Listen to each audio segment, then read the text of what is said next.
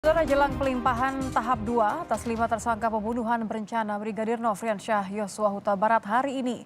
Barada Eliezer, Bribka Riki Rizal dan Kuat Ma'ruf menjalani pemeriksaan kesehatan di gedung Bareskrim Polri. Ketiganya diperiksa Selasa siang jelang pelimpahan tahap 2 Rabu besok sebagai tersangka untuk kasus pembunuhan berencana atas Brigadir Yosua. Barada Eliezer diperiksa kondisinya mulai dari tes darah, tensi, dan rangkaian lainnya untuk memastikan Eliezer dalam kondisi yang sehat. Barada Eliezer diperiksa di Rutan Bareskrim didampingi pengacaranya Roni Talapesi dan perwakilan dari LPSK.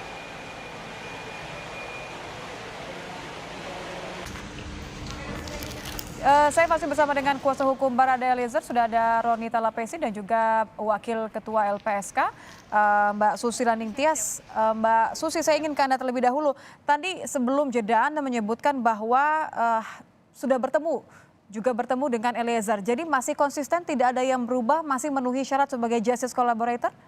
Sampai sejauh ini, sampai saya ketemu terakhir tadi pagi, masih oke, masih komitmen untuk mengungkap kejahatan ini, masih kami nilai masih layak sebagai justice kolaborator. Adakah kemudian resiko yang Anda khawatirkan mengingat ini sidang terkait dengan kasus yang sangat high profile? Ya, pasti ada ya, tekanan psikis pasti nanti akan terjadi gitu ya. Perkiraan kami seperti itu karena sidangnya kan pasti terbuka dan dibuka untuk umum. Yang itu juga nanti pasti Richard akan bertemu dengan tersangka lainnya, terdakwa lainnya, yang itu bisa saja secara psikis ada intimidasi yang tidak sengaja dan sebagainya, itu bisa saja terjadi yang bisa saja mempengaruhi kondisi psikis Richard. Sehingga untuk itu kami juga mengantisipasi supaya kami kuatkan juga mentalnya, baik sebelum, sesudah, dan pada saat dia menyampaikan kesaksian ya. Setelah menyampaikan kesaksian terdampak sedikit karena juga pertanyaan-pertanyaan pasti mengarah ke dia juga pasti banyak, sehingga ya sedikit banyak pasti akan berpengaruh kepada psikisnya. Oke, Bu Roni, bagaimana antisipasinya sebagai kuasa hukum? Apa yang paling Anda khawatirkan terkait dengan tekanan tadi?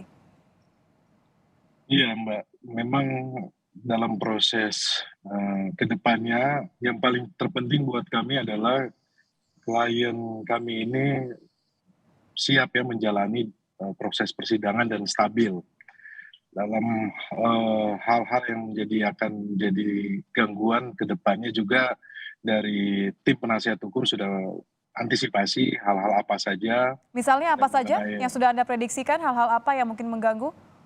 Ya pastinya kan kalau bicara soal ketika bertemu langsung, tentunya kan klien saya akan susah, maksudnya ini ya, kembali lagi kepada memori yang belakang ya, pas peristiwa itu agak sedikit ini mengganggu klien saya. Tetapi kan dalam proses ini kan sudah ada pendampingan dari psikolog juga, kemudian kan dari rohaniawan juga dari LPSK, jadi kita lihat bahwa Barada ini cukup stabil dan siap untuk menghadapi persidangan. Mhm. Termasuk siap untuk membuka semuanya, karena itu yang dinantikan, versi dari klien Anda, semuanya. Tidak ada Iya, kemudian yang ditutupi. dan itulah nanti akan menjadi kejutan dari tim penasihat hukum yang menjadi pembelaan buat Baradae. Mhm. Menurut Anda kejutan ini, akan menimbulkan potensi ancaman kah atau potensi tekanan selama sidang cukup panjang nanti? Ya pastinya kan kita mempercayai bahwa proses penegakan hukum ini kan berjalan baik ya. Ada pengawasan juga dari berbagai lembaga negara, kemudian ini merupakan instruksi juga dari Bapak Presiden, kemudian menjadi perhatian juga dari Bapak Kapolri dan perhatian juga dari Bapak Jaksa Agung.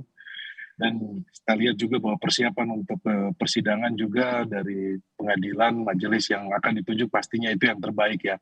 Pasti akan yang memimpin persidangan ini tentunya hakim-hakim yang sudah berpengalaman, yang sudah mempunyai jam terbang cukup untuk memegang kasus ini. Jadi harapan dari kami penasihat hukum bahwa penegakan hukum ini harus berjalan dengan baik Dan klien kami juga pun mendapatkan keadilan dalam proses ini. Karena mengingat bahwa klien kami ini hanya berdasarkan perintah, pangkat paling rendah, kemudian di bawah perintah melaksanakan penembakan, dan ini merupakan tidak dapat bisa ditolak oleh klien saya ya. Jadi nanti kita buktikan di pengadilan bahwa klien saya ini di bawah perintah, tidak punya kuasa untuk menolak. Seperti itu. Jadi itu yang masih akan digunakan untuk pembelaan nanti di sidang ya, bahwa Barada Eliezer ini hanya sebagai bawahan, hanya menuruti perintah, menembak bukan membunuh, kalau saya kutip. Ya, dalam proses ini kan ada suatu rangkaian kronologis yang jelas ya, bahwa dari rumah Saguling, kemudian di rumah Duren 3. Tetapi begini Mbak Nit, saya akan buka ini di pengadilan semuanya. Semuanya? Ya, kita akan buka di pengadilan, iya. Oke, termasuk mengenai motif, termasuk mengenai rekaan, termasuk mengenai siapa yang merencanakan pembunuhan berencana ini sebenarnya begitu? Nanti kita lihat di pengadilan. Apa yang Anda targetkan berarti dengan pembelaan nanti, apakah Anda tetap menargetkan klien Anda dibebaskan dari semua tuduhan? Betul, target kami adalah Baradae bebas, tanpa mengurangi rasa empati kami atau kepada keluarga ya, korban. Oke, baik. Terakhir kepada Mbak Susi. Mbak Susi, kalau nanti keterangan atau kesaksian Eliezer di persidangan ternyata tidak konsisten atau justru malah meringankan Verdi Sambo, apakah kemudian statusnya sebagai justice collaborator akan kembali dipertimbangkan? Bisa saja, tapi kami berharap itu tidak terjadi. Ya, kami mengantisipasi itu semua.